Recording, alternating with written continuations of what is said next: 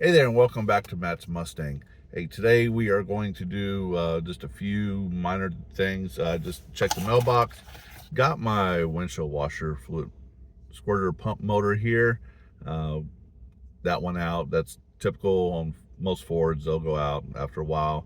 Again, this car has 137,000 miles on it, so it's expected for little things, especially uh, a windshield washer pump that gets used that gets used quite a bit here in Texas with all the dust and pollen and everything floating around the air. Almost every day you're having to squirt water on your windshield and clean it off. So yep, these are cheap. I think this was like 12 bucks. Ordered it online and I just got it in. So we're gonna put that in today. I'm gonna run to the parts store. I'm also going to get me a cabin air filter and well, some windshield washer fluid. So we'll see what else we need to get. Stay tuned and we'll go put this bad boy on.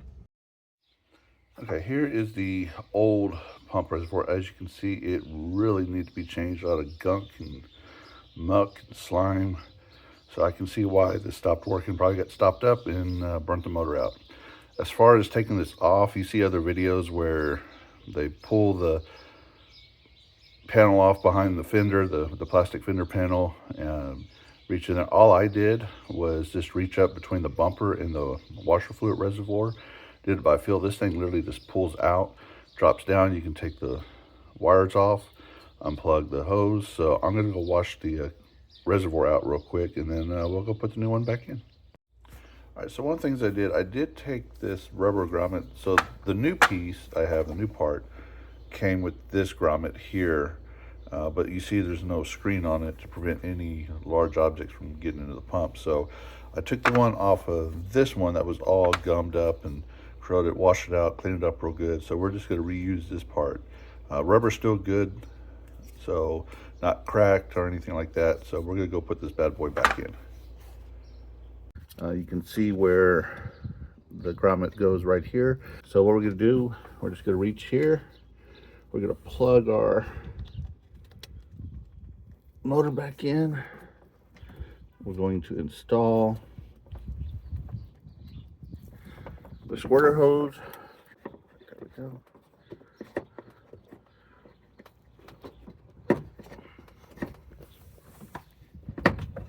And then we're gonna try to push this all the way back in. Hopefully it doesn't leak. There we go. Pop right in. So yep, just pops right in here. All right, just keep in mind this has got an aftermarket hood, so there's actually no nozzles in the hood. There's just hoses sticking up. So hey, look at that. And we have washer fluid. Nice. All right, now we're gonna try to remove the center console cover, the lid. It's broke, it's flimsy, it's floppy.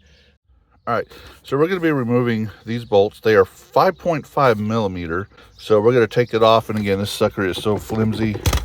You press on it, if I lean on it, you can feel the whole thing pressed in. It feels like it's gonna cave in. So we're gonna replace it with the new one I got. All right, so we got the old one off. You see the part of the latch was broken here. You know, it doesn't lock when you close it. It's pretty well worn. This is one I got off Amazon online.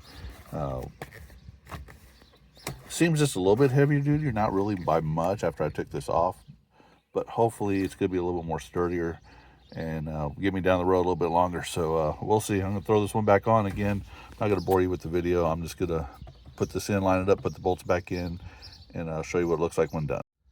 All right, so that's fixed. Like I said, just put the bolts back in, did them hand tight, don't want to over torque them or anything and strip them out. I did realize I found some broken pieces in here for the latch, and obviously that broke out. I'm not too concerned about it. I mean, I don't really worry about it needing to lock when it closes. So it, you know, it doesn't lock, so I don't have to worry about the latch or anything. You know, this part does go in, but again, apparently there's a piece missing in here, the plastic piece that broke out, so it doesn't want to latch anymore. But I'm not worried about that. Again, at least this is sturdy. It doesn't feel like it's going to cave in when I lean on it. And there you go. It's fixed. So the next thing we're going to tackle is putting new LED bulbs in here. I already took the old halogen ones out. They were old, dingy, and yellowish looking. I mean, this is what they look like right here. They literally just slide in, push in here, you're good to go. Just to let you know, this one right here goes to the button underneath to turn the light on and off.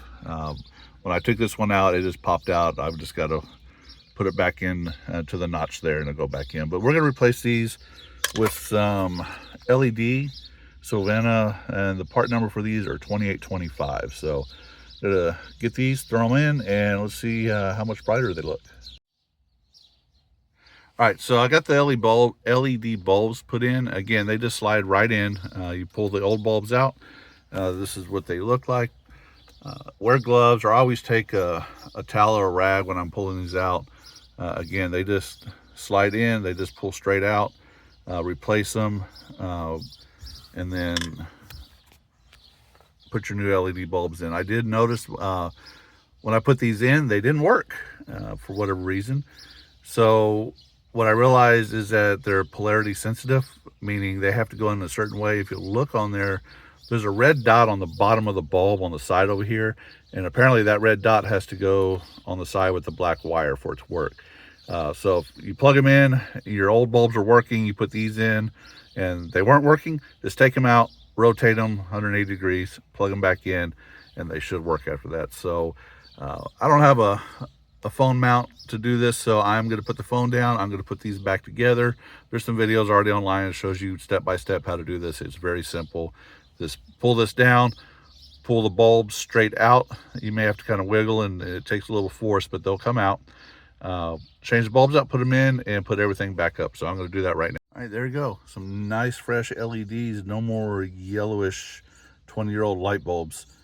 So kind of modernize this a little bit.